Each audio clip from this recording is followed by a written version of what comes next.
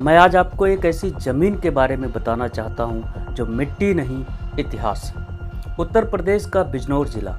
एक तरफ 1989 एक युवा दलित महिला साइकिल पर घर घर जाकर वोट मांग रही। नाम है कुमारी मायावती। पार्टी थी नई नई बीएसपी, जिसे लोग अभी पहचान भी नहीं रहे थे। वो जीतती हैं सिर्फ 8879 वोटों के अंतर से। ये भारत की राजनीति का एक नया अध्याय था। दूसरी तरफ 2024 उसी बिजनौर की माटी से निकली एक सीट, नगीना लोकसभा। एक युवा दलित नेता चंद्रशेखर आज़ाद, वो जीतते हैं 1,51,473 वोटों के अंतर से।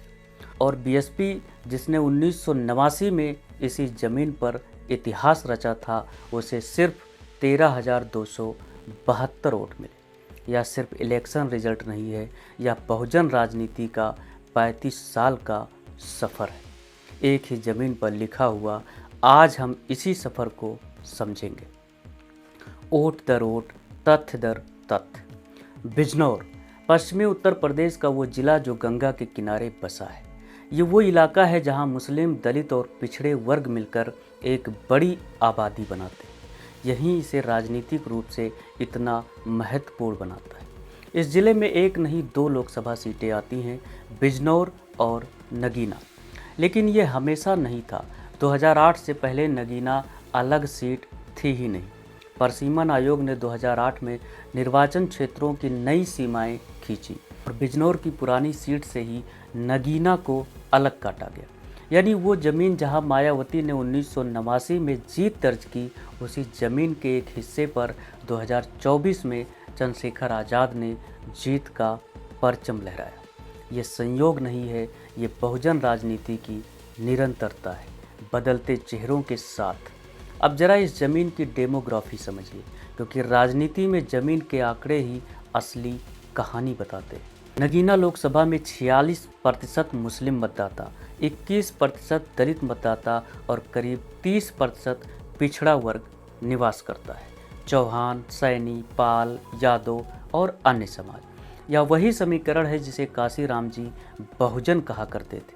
दलित, अल्पसंख्यक और पिछड़ा, बहुजन।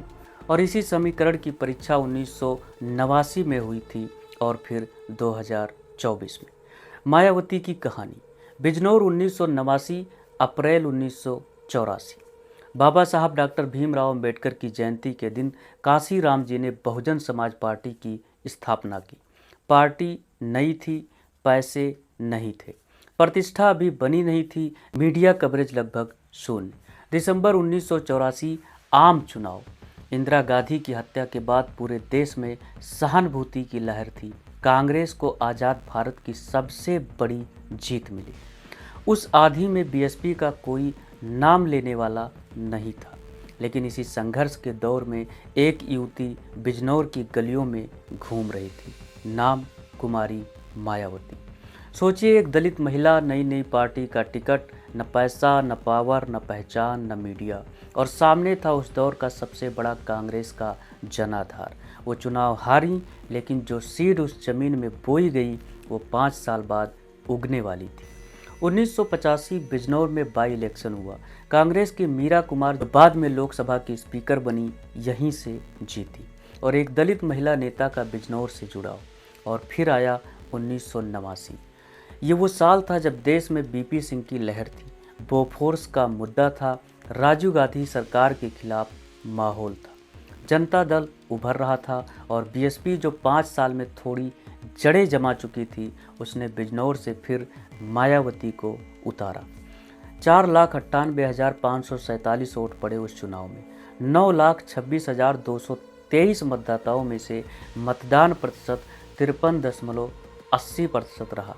कुल 11 उम्मीदवार मैदान में। नतीजा, मायावती बहुजन समाज पार्टी 1,83,189 वोट, 36.70%। उनसे पीछे थे जनता दल के मंगल राम प्रेमी, 1,74,310 वोट।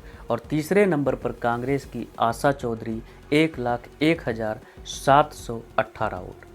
जीत का अंतर सिर्फ 8879 वोट।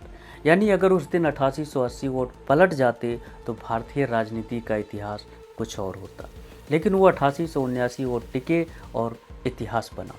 बीएसपी का पहला एमपी, किसी दलित महिला की पहली लोकसभा जीत। बिजनौर की माटी ने एक नया नाम दिया भारत की संसद को। काशीराम जी ने उस दिन कहा था, ये जीत एक नींव है, और वो नींव कितनी मजबूत साबित हुई या हम सब जानते हैं। नगीना की कहानी। 2008 का परिसीमन, भारत के निर्वाचन आयोग ने नई सीमाएं खींची। बिजनौर की पुरानी लोकसभा सीट से एक नई सीट बनी नगीना। यह सीट यानी अनुसूचित जात के लिए आरक्षित सीट बनाई गई। नगीना, धामपुर, नजीबाबाद, नूरपुर और नथुपुर, ये 5 विधानसभा क्षेत्र मिलकर नगीना लोकसभा बनाते हैं। 2009 नगीना का पहला चुनाव बीएसपी जीती। 2014 मोदी लहर बीजेपी ने नगीना जीती। 2019 सपा बसपा गठबंधन, बीएसपी के गिरीश चंद्र यहाँ से जीते। और फिर आया 2024। इस बार मैदान में एक नया नाम था, आज़ाद समाज पार्टी कांसीराम के राष्ट्रीय अध्यक्ष भीम आर्मी के संस्थापक चंद्रशेखर आज़ाद। यह वही व्यक्ति है जो सहारनपुर दंगों के बाद उभरा, जिसने दिल्ली के जंतर मंतर पर दलितों की आवाज़ उठाई, जिस पर एनएसए लगाया गया, जिसे जेल भेजा गया, लेकिन जो हर बार मजबूत होकर निकला। अब वो इलेक्शन लड़ रहा था उसी ज़मीन से जहां 35 साल पहले मायावती ने बीएसपी की नींव रखी थी। 2024 का महाचुनाव, वोटों की कहानी। 4 जून 2024 चुनाव परिणामों का दिन। नगीना से आ रहे थे वो आंकड़े जिन्होंने पूरे देश को चौंका दिया। चंद्रशेखर आज़ाद एएसपी 5,12,552 वोट मिले। बीजेपी उम्मीदवार को मिले 3,61,079 वोट।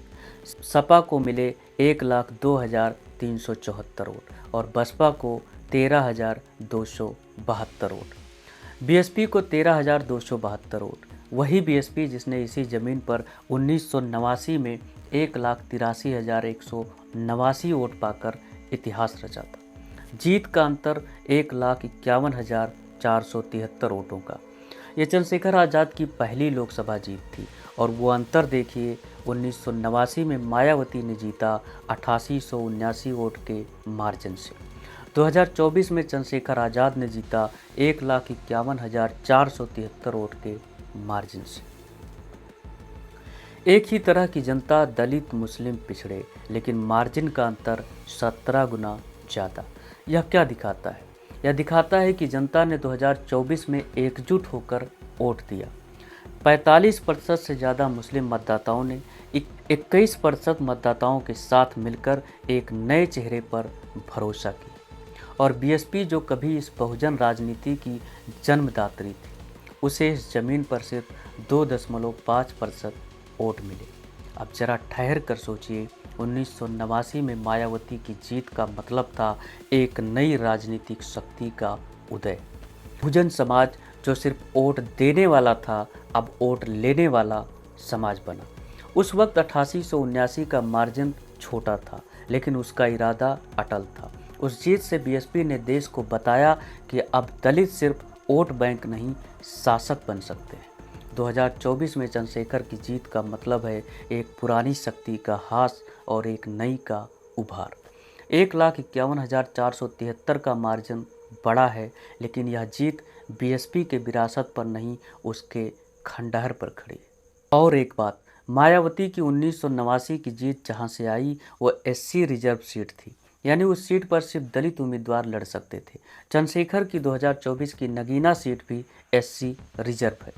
दोनों बार दलित नेता, एससी सीट बिजनौर की माटी। लेकिन बीएसपी का वोट शेयर 36.7% से गिरकर 2.5% पर आ गया। यह गिरावट क्या बताती है? यह बताती है कि जनता ने नेता नहीं छोड़ा, जनता ने उस नेता को छोड़ा जिसने उनकी उम्मीदें तोड़ी और नया नेता ढूंढा जो उनकी आवाज़ उठाए। यह लोकतंत्र की ताकत है। यही बाबा साहब ने चाहा था कि जनता किसी के आगे झुके नहीं, बल्कि जनता के सामने हर नेता जवाबदेह हो।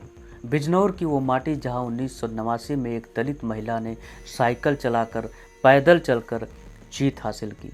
जहां 2024 में एक युवा दलित नेता ने 5 लाख से ज़्यादा वोट पाकर इतिहास रचा। वो माटी बदली नहीं, यहाँ के दलित, मुस्लिम और पिछड़े वो बदले नहीं, उनका दर्द नहीं बदला, उनकी उम्मीदें नहीं बदली, लेकिन उन्होंने अपना नेता बदल दिया।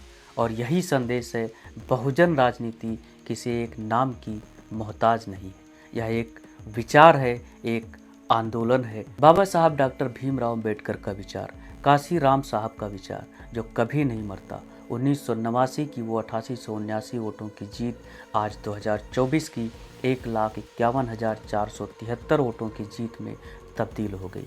ये संख्याएं सिर्फ आंकड़े नहीं, ये लाखों दलितों के सपने हैं।